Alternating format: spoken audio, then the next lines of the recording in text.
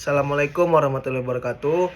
Izin memperkenalkan diri, Taruna tingkat 2, Politeknik Imigrasi dan Pemasyarakatan, jurusan Ilmu Pemasyarakatan.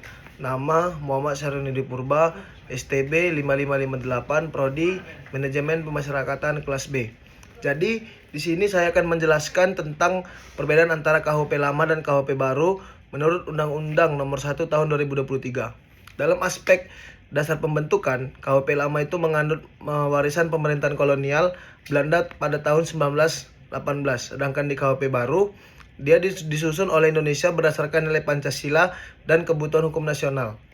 Dalam aspek orientasi pemidanaan, KUHP lama itu lebih menekankan kepada pembalasan dan penjeraan, sedangkan di KUHP baru menekankan keseimbangan antara keadilan, rehabilitasi, restorasi, dan perlindungan masyarakat.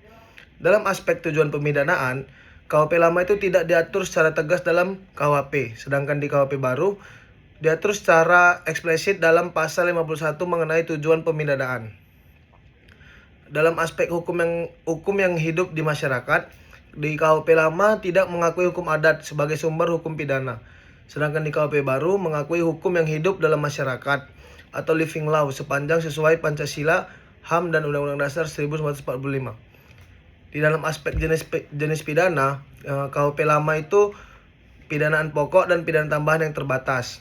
Sedangkan di KUHP baru menambah variasi seperti pidana pengawasan, pidana kerja sosial, dan pidana alternatif lainnya.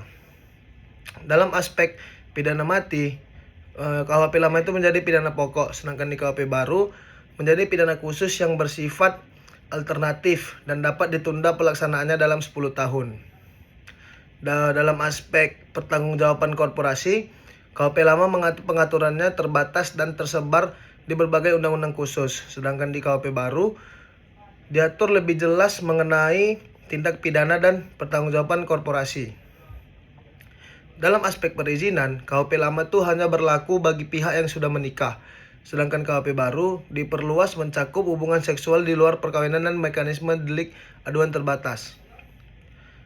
Dalam aspek penghinaan lembaga negara, di KUHP lama itu pengaturannya terbatas, sedangkan di KUHP baru diatur dengan syarat dari dan unsur tertentu serta sebagian merupakan delik aduan.